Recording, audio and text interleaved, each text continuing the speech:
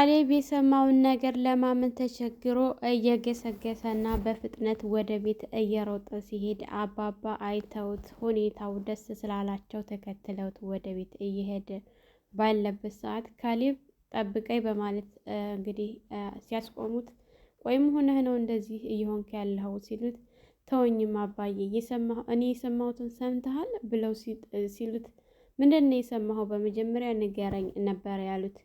ያቺ ትሁት ልጅ እያላት ነው አይደለ እንደዚህ የምትጫወትብን በማለት እንግዲህ በጣም ተናዶ እሳት ለብሶ እሳት ጎርሶ በፍጥነት እየሄደ ነበረ። ያው እስከ ዛሬ ድረስ እንደሚያስከፋት አሁንም ሊያስከፋት ነበር። ነገር ግን አባባ ሁኔታው ደስ ስላላቸው እሱን ይዘው ሊረጋጋ ችለዋል። ምክንያቱም ይህን ያደረገችበት ምክንያት ስላላት ነው።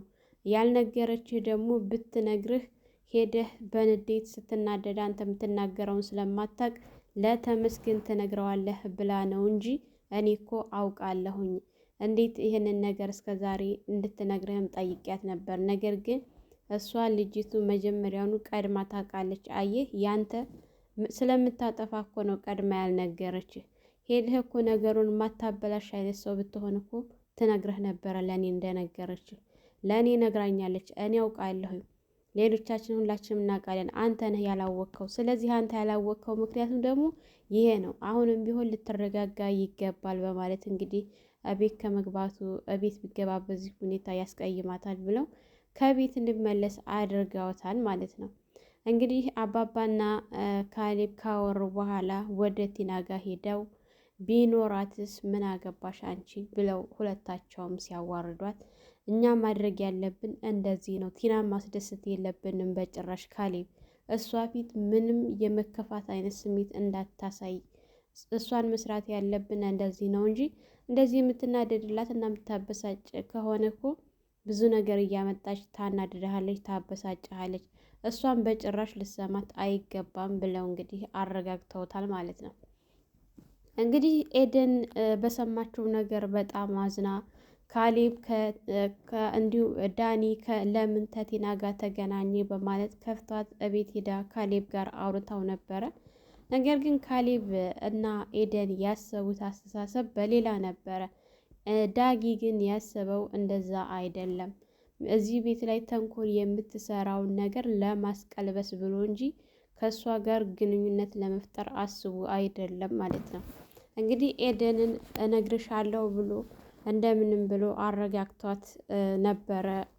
ዳኒ እነግርሻለሁ ብሏት ለምኗት ነበረ ሄደው ከተመለሰ በኋላ ነገሩን በሙሉ በዝርዝር ሲነግራት ምን እያልክ ነው ዳኒ ስትለው ኤዱ እኔ እዛ ቤት ብዙ ነገር አጥፍቻለሁ፣ ብዙ ነገር አድርጌ በድያቸዋለሁ። ስለዚህ አሁን ላይ እነሱ ላይ የሚደርሰውን ሁሉ ነገር ማስቀልበስ ነው ያለብኝ። እኔ እዛ ቤት ላይ የሚደርሰውን ችግር ማስቆም ነው ያለብኝ። ለዛ ብዬ ነው እንጂ እኔ ቲናን የቀረብኳት አንቺ እንደምትዩ አይደለም። እኔ እኮ አንቺ እንደምትዩ ቢሆን እኮ አንቺ ጋር ጥገኝነት አልጠይቅም ነበር። አንቺ ጋር ልረፍ ያልኩሽ እኮ እሷ ለጊዜ ጎዳና ከምትወጣ እሷን እዛ አድርጌ እኔ አንቺ ጋር ለምጣ ያልኩት ለዚህ ነው። እና ኤዱ እባክሽ ተረጂ ብሎ ሲላት እኔማ ተረድቻለሁ። ይህንን እኮ እንደዚህ አላሰብኩም ነበር። እኔ እኮ ያሰብኩት በሌላ መንገድ ነበረ።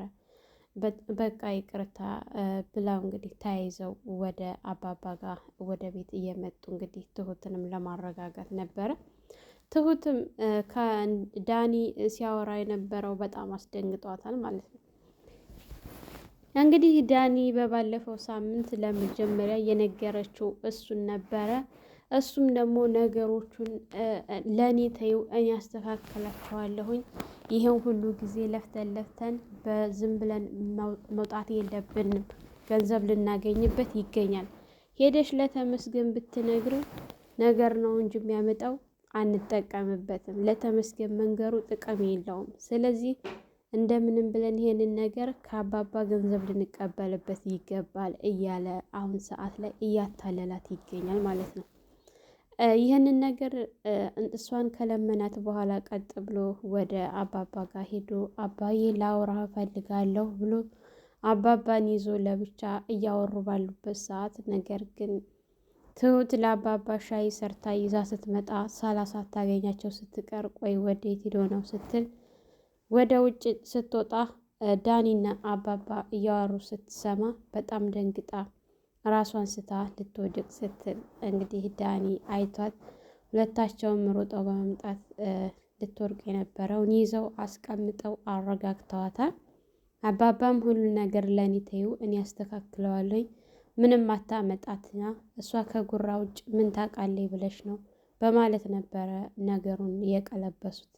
እሷ ግን አባዬ ተመስገን ጋር ተደረሰ በጣም ከባድ ነው የሚሆነው ለሱ እኮ ከነገረችው ምናምን ስትል እሱን ለእኔ ተይው ልጄ ምን አለ ብትረጋጊ እኔ አስተካክለዋለሁኝ እያልኩሽ ብለው እሺ እንግዲያስ አባዬ ስትል ቆይ ግን ለምንድን ነው ለካሌብ የማትነግሪው? ምክንያቱም ለአንቺ ያለው አስተሳሰብ እንደምታውቂው ነው እና ለካሌብ ንገሪው በኋላ ሲሰማ እንዳይቀየምብሽ ብለው ሲላት አባዬ ለካሌብ እኮ ያልነገርኩት ወድጄ አይደለም የሆነ ነገር በሚሰማ ሰዓት እና በሚናደድ ሰዓት ሄዶ በንዴት ለተመስገን ይነግረዋል ብዬ አስቤ ነው እንጂ ለሱ ለመደበቅ ፈልጌ አይደለም ስትል ለነገሩ ልክ ነሽ ልጅ እኔ እኮ ሲሰማ ይከፋብሻል ብዬ ነው ሲል እሱ እኮ እኔም አልጠፋኝም በማለት ነበረ የመለሰችላቸው ማለት ነው። እንግዲህ አባባ ከቤት እየወጡ ባሉ ሰዓት ቲና መንገድ ላይ አግኝታ ቆይ እኔ ተስፋ የምቆርጥ ነው የሚመስልህ እንዳስወጣኸኝ የምቀር ነው የሚመስልህ ስትል አዎ እዛች ቤት በፍጹም አትመለሽም አንቺ ብሎ ሲል ወደድክም ጠላህም እኔ የምመለስበት ከባድ ሚስጥር አለኝ ስትል ምንድን ነው እሱ እስኪ ልስማሽ ብለው ሲሉ ትሁት ልጅ እንዳላት አውቃለሁኝ ስለዚህ ይህንን ነገር እንዳልናገረባችሁ ከፈራህ እዛ ቤት ልትመልሰኝ ይገባል ስትል አዎ እኔም አውቃለሁ እና ታዲያ ምን ችግር አለው ልጅ ቢኖራት ብለው ሲል ይልቅስ እንደዚህ በማድረግ ጊዜሽን አታቃጥሊ ወጣት ነሽ ስራ ስሪበት ይህንን ተንኮልሽን በስራ ቀይሩ በማለት እንግዲህ አሹፎባት ነበረ የሄዱት ማለት ነው። እሷም እንዴት እንደዚህ ያደርጉኛል ብላ ቀጠል ብላ ወደ ዳኒ ጋር ነበረ በራ የሄደችው። ዳኒን በፍጥነት ካላገኘው ብላ ስትደውልለት ዳኒም እሺ በማለት እንግዲህ ሊገናኙ ባሉበት ሰዓት እንደ አጋጣሚ ትሁት ወደ ሱቅ ልትወጣ ስትል ስታገኛት እሷንም እንደለመደችው አናድዳለሁ ሆይ ብላ እዛ ቤት እንደምንም ብለሽ የምመለስበትን ነገር አመቻችልኝ አለበለዛ ግን አንቺ የደበቅሽውን ሚስጥር አፈነዳልሻለሁ ስትላት አቆይ እኔ የደበቅኩት ሚስጥር አንቺ የምታውቂው ምንድን ነው ስትላት እማላውቀው የለም ልጅ እንዳለሽ አውቃለሁ ስትል ታዲያ ሂጂና ንገሪዋ በማለት እሷም አሹፋባት ስለነበረ አባባም እንደዛ ብለው አናደዋታል። ድጋሜ ደግሞ ትሁትም እንደዚህ ስላለቻት ቀጥል ልንግብግብ ብላ በፍጥነት ዳኒ ጋ ሄዳ እንደዚህ እንደሰሩልኝ ካልሰራላቸው አልቀርም አገኝቻቸው እኮ እነሱን አናድዳለሁ ብዬ ጭራሽ ራሴን የተናድጄ የመጣሁት እና አለቃቸውም እያለች ፉከራዋን እንደቀጠለች ነው ዳኒ ጋ። ዳኒም ደግሞ ይህንን ነገር ቀስ ብሎ እንደሚያስተካክልላት ቃል ቢገባላትም እሷ ግን በጭራሽ ብላለች። አሁን ሰዓት ላይ ማንንም አልሰማም ብላለች ማለት ነው። ይሄ ነገር ያዋጣትም የሚለው መቼም አያዋጣትም። እርግጥ ነው ይሄ ነገር ተደብቆ አይቀርም፣ ተመስገን ሊሰማ ይችላል። ግን ደግሞ ምንም አያመጣም። ምክንያቱም አባባ የሚመጣውን ነገር እኔ እመልሰዋለሁ ብለዋል። በእርግጠኝነት እሳቸው ደግሞ ትልቅ ብልሃት ነው ያላቸው፣ ሁሉንም ነገር ለማስተካከል ይችላሉ ማለት ነው። እንግዲህ ቲናም እንደዛ ብሎ ከለመናት በኋላ ኤደን ጋር ከሄደ ኤደን ጋር እያወራ ባለበት ሰዓት ኤደን እና ዳኒ አውርተው እየሸኛት ባለበት ሰዓት ቲና ተኋላ ተከትላ እንግዲህ ልታበሽቃት ኤደንን አየሽ ለፍተሽ ቀረሽ ዞሮ ዞሮ መጨረሻ የኔ ሆነ ዳኒ ስትላት እሱ በህልምሽ ነው በህልምሽ ያለምሽው ነው እንጂ በእውንሽ መቼም አይሆንልሽም አይሳካልሽም ተሳክቶልኝማ እኔ ማጋር እንዳለሁኝ ማወቅ ትችያለሽ። ከፈለግሽ ቤት ሄደሽ ዱላቦቹን አይተሽ ልብስ ይዛ እንዳለ ማረጋገጥ ትችያለሽ ስትላት እኔ አንቺ ጋር የማወራበት ጊዜ የለኝም ብላ እንግዲህ ጥላት ሄዳለች ማለት ነው። ዳኒም ደግሞ ይህንን ነገር እንዴት እንዳደረገ ሁሉንም ነገር በዝርዝር ነግሯታል።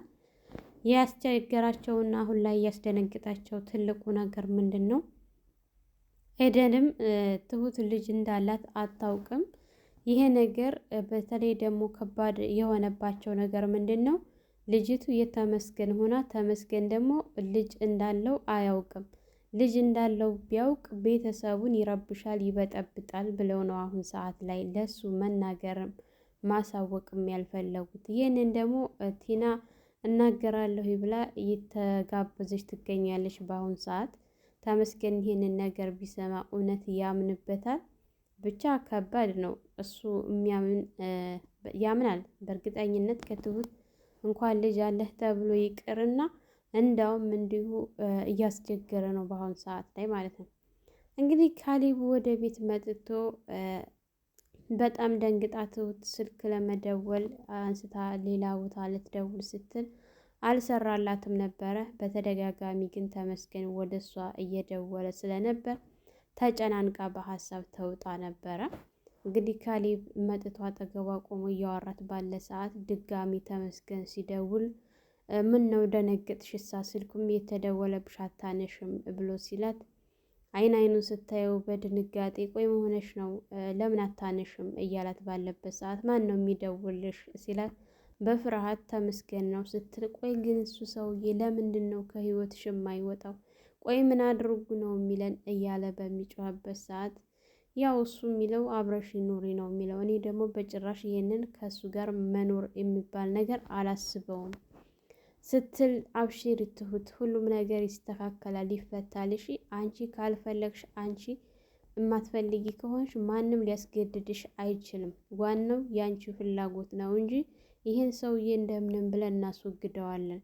ብቻ አንቺ ተረጋጊ፣ እንደዚህ አትጨናነቂ ምናምን ብሎ ሲላት ፈገግ ስትል ቆይ ምን ተገኝቶ ነው ፈገግ አልሽሳ ብሎ ሲላት እኔማ እንደዚህም ሆነው ምንም ሳላደርግላችሁ ምንም ሳታውቅ ለእኔ ብላችሁ ይህንን ሁሉ አንተም አባዬም ለእኔ መስዋዕት ስትከፍሉልኝ ሳይ ሰው የለኝም ባልኩ ሰዓት እናንተ ግን ሰው ሁናችሁ ስትገኙልኝ እኔን ለመጠበቅ የምታደርጉልኝ ነገር በጣም ስለሚያስደስተኝ ለሱ ነው የተደሰትኩት ስትል አንቺ እኮ ልብሽ በጣም ንጹህ ነው ሲላት እርግጠኛ ነህ? ቆይ እኔ ምን አድርጌላችሁ ነው እንደዚህ የምትሆኑልኝ ስትል ምንም ሲላት ምን ስትል አንቺ ሳትሆኚ ብሎ እንግዲህ እጁን ወደ ልቧ ጋር አድርጎ ለዚህ ለንጹህ ልብሽ ነው ብሏት ያው ሁለታቸውም ሌላ ስሜት ውስጥ ገብተው ነበረ። እንደገና ካሌብ ስራ ላይ ልሂድ በቃ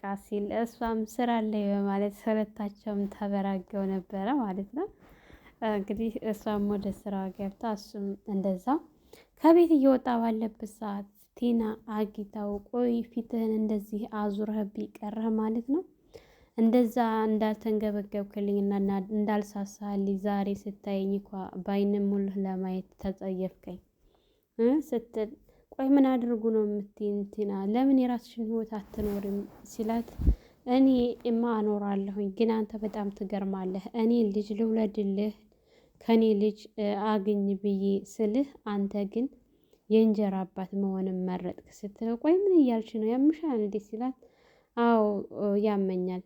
አንተ ከኔ ልጅ ልውለድልህ ስልህ አልፈልግም ብለህ ነገር ግን አባትያ መሆንን መርጠህ የተመስገንን ልጅ ልታሳድግ ነው ስትል ቆይ ምን እያልሽ እንደሆነ ታውቆሻ ሲላት አዎ በደንብ ተመስገን ትሁት ከተመስገን ልጅ አላት ብላ ስትነግረው ምን በማለት በጣም ነበረ እየደነገጠው ካሌብ ማለት ነው። እንግዲህ ካሌብ እንዳይሰማ ነበረ የምትፈልገው ትሁት ቲና አሁን ሰዓት ላይ ለተመስገን መንገሩ ምንም አማራጭ ስለሌለ ለእሱ ነው መንገር የመረጠችው። ምክንያቱም እሱ ዘንኮር ስለሆነ ነገሮችን ሁሉ ማበላሸት ስለሆነ ስራው ጠንቅቃ ስለምታውቀው ለካሌብ መጥታ ነግረዋለች። እንግዲህ ካሌብ ምን እንደሚፈጠር እሱን አብረነው የምናየው ይሆናል። ሰላም ሰላም፣ ውድና የተከበራችሁ የቻናላችን ቤተሰቦች እንኳን ሰላም መጣችሁ። ለአሚራ ዩቱብ አዲስ የሆናችሁ ላይክ፣ ሸር፣ ሰብስክራይብ በማድረግ ቤተሰብ እንድትሆኑ እያልኩኝ ለዛሬ የነበረን ይህን ይመስል ነበረ። በሌላ ቪዲዮ ተመልሼ እስከምመጣ ከእናንተ የሚጠበቀው ላይክ፣ ሸር፣ ሰብስክራይብ እንዲሁም የደውል ምልክት ማጥቆር ነው። በያላችሁበት ፈጣሪ ጠብቃችሁ ሀገራችንን ሰላም ያድርግልን፣ ወጥቶ ከመቅረት ይጠብቀን እያልኩኝ ሀገራችን ላይ እየተከሰተ ያለው ነገር በጣም አሳሳቢ ነው። በአሁኑ ሰዓት የሰው ልጅ በረሃብ ማሞት በሀገሩ ላይ እንግዲህ ሰርቶ መብላትም አልቻለም። ህዝቡ ለጦርነት የጦርነት ትርጉም መጨረሻው ረሃብ ነው። ብቻ በያሉበት ፈጣሪ እንዲረዳቸው አላህ ያግዛቸው። እኛም በቻልነው ያክል ለማገዝ እንሞክር። መልካም ቆይታ ይሆንላችሁ።